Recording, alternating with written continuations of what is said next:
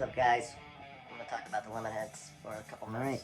Alright, it is the 5th week of the 3rd season albums that we were into in high school. I went with the Lemonheads' It's a Shame About Ray for quite a few reasons.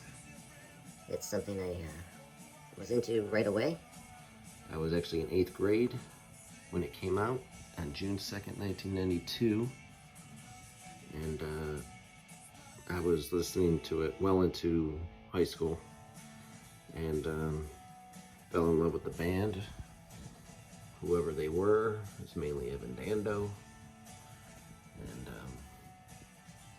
the album's been with me ever since. It never got old. It's not dated or anything, I don't think. It's not grunge, and it was around right around when grunge was hitting, or all the Seattle alternative stuff. And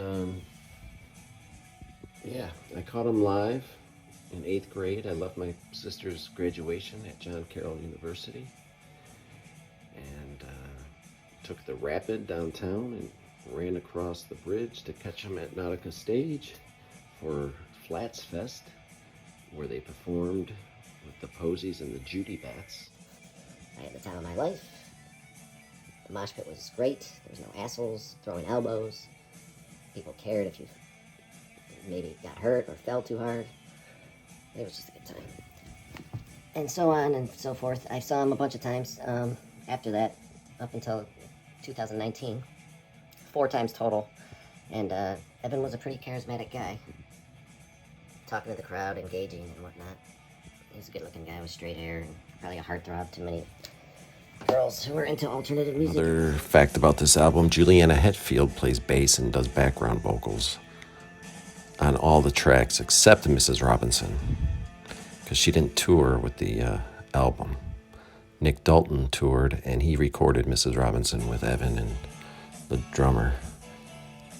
And I love every song on the album. I don't even need this Simon & Garfunkel song, which is fine.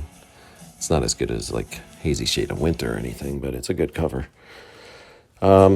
What else? It reminds me of my young, romantic, naive self, which I could probably use a little more of nowadays. And I guess as Evan Dando's charismatic self diminished with his drug use, he kind of became a shell of himself, and I noticed on stage as time went on.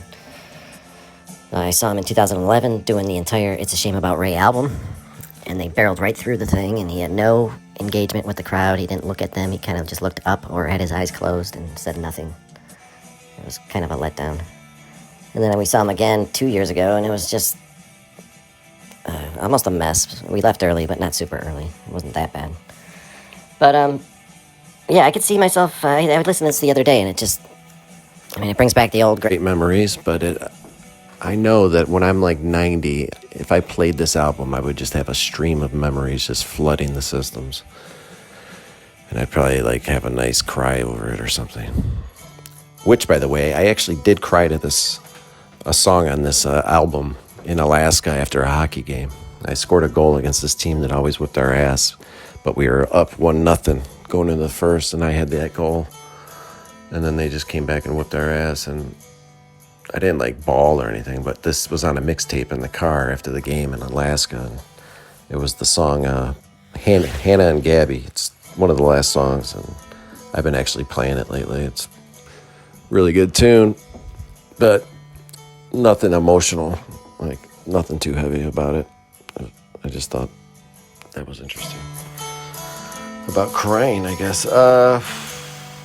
And I guess that's it, man. I hope you guys enjoyed it. Thank you for taking the time, and that's it. Have a good one. Later.